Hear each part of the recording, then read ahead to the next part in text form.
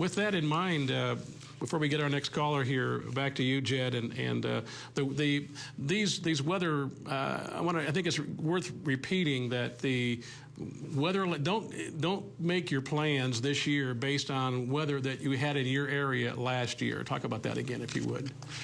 Well, again, we've analyzed a number of years worth of weather data, and we found that while weather repeats itself 20% of the time, this is a year where we're going to see a second La Nina.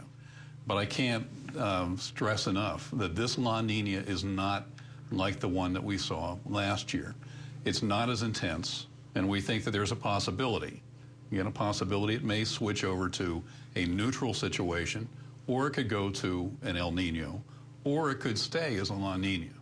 So that's why when we talk about our forecasts or we're looking at history, we're also following very closely, those maps that I showed you on sea surface temperatures are things that our meteorologists look at every day to see what's happening and how things have changed very subtly. Mm-hmm. But it certainly has implications on when somebody is going to be able to plant in the western corn belt, for example. They're going to have the opposite situation from what those folks in the eastern corn belt are going to have. It's going to be dry. Mm-hmm. Very good. All right. Let's go to our telephone. Dale from Nebraska, you are up next. Thanks for calling and welcome. Yeah. Gail, I'm sorry. I was wondering what his predictions are further out. Further out as far as past March, is that what you're asking? I think we lost him as well. Maybe, I don't know if you're prepared to go further than March.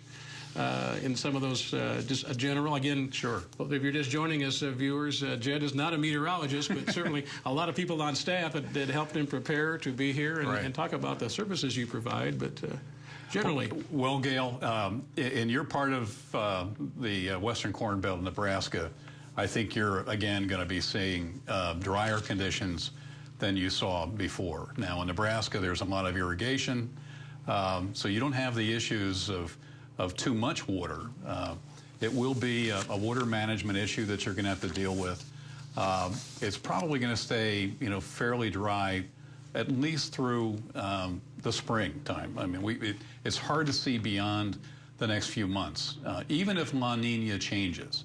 And that's, again, a possibility. It's really not going to affect anything between now and when most people get their crops in the ground. All right, thanks for that telephone call. Let's go to Ohio for our next call. Welcome to RFD-TV Live. Yes, sir. As a rule of thumb, I was wondering how many units of N does it take to make a bushel of corn? All right. On that, I'm actually not just 100% for sure. I think the best I remember, Dr. Bilo likes to do it a 1-to-1 ratio in his 7 wonders to get the best out of your corn. Maximum yield, I should say there, sir.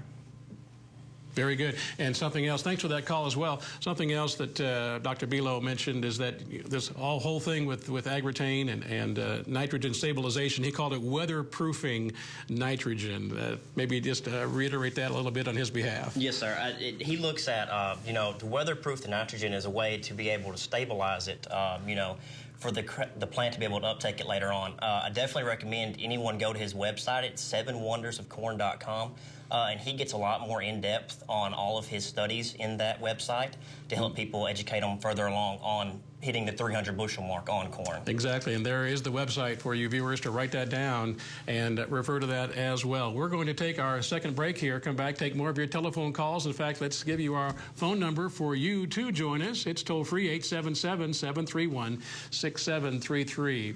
Again, Blake Gray and Jed Lafferty here to take those calls, talk about nitrogen stabilization and talk about weather, two things that a lot of producers like to talk about this time of year as they make their plans for 2012. We'll be right back right after this. You're watching RFD-TV Live on rural America's most important network.